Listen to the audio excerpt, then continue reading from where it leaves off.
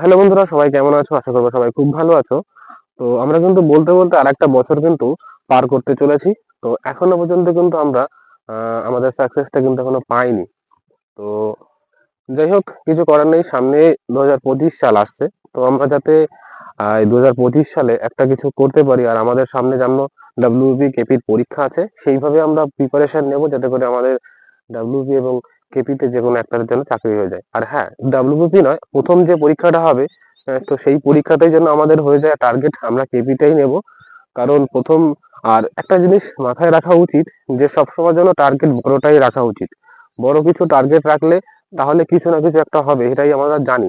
আমরা জানি, ছোটবেলায় দেখেছি, আমরা নিজেরা যখন মাধ্যমিক পরীক্ষা দিতাম, তো তখন আমরা সবসময়ের জন্য ভাবতাম যে না, আমি আমি যেরকম মনে মনে চিন্তা ভাবনা করেছিলাম যে স্টার মার্ক তুলবো। তো যাই হোক, ভগবানের কৃপায় আমি হয়তো স্টার মার্কটা পাইনি, তবে আমার ফার্স্ট ডিভিশন এসেছিল। তো এরকমই একটা বিষয়। তো সবসময়ের জন্য বড় কিছু টার্গেট রাখতে হয়, তাহলে তার পাশাপাশি কিছু একটা কিন্তু হয়ে যায়। তো সেই কারণে তোমাদের কাছে একটাই বলা, তো টার্গেট সবসময়ের জন্য বড় কিছু রাখা উচিত। আর অনেকেই বলো যে কতক্ষণ সময় বই পড়বো, কতক্ষণ সময় বই না পড়লে, দেখো, পড়ার কোনো নির্দিষ্ট টাইম হয় না।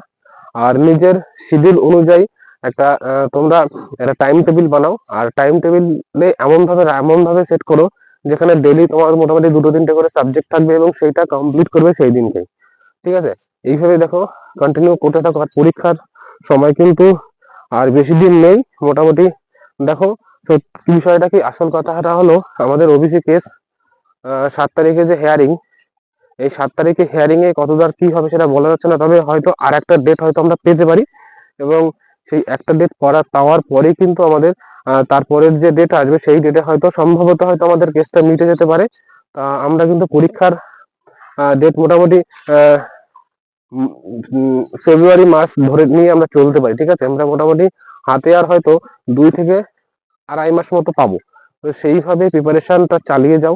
আমি তো করছি, তার সঙ্গে তোমাদের সাথে জাস্ট একটু মোটিভেট করার চেষ্টা করি, যাতে আমার আমার জাস্ট যারা ভিউয়ার্স আছে, যারা সাবস্ক্রাইবার আছে, আমার বন্ধু যারা আছে, তারাও যেন একটু সাবধানের সাথে যেন পড়াশোনাটা করে, যাতে তাদের চাকরিটা যেন এই বছর হয়ে যায়, সেটাই আমার মেইন মোটিভ থাকে। আর আমি তোমাদের সাথে কথা বললে আমারও নিজে থেকে আমি বেশি একটু মোটিভেট হই। ঠিক আছে?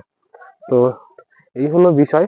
তো চলো বন্ধুরা, মন দিয়ে পড়াশোনা করো, আর যাতে এবার যেন চাকরিটা হয়ে যায় সেই আশাতেই আমরা যেন পড়াশোনা করি। আর বাড়িতে যেন, যেমন আমাদের বৃদ্ধ বাবা মা আছে, তাদের মুখে যেন একটু হাসি ফোটাতে পারি। তো চলো, দেখা হচ্ছে একটা নতুন ভিডিওতে।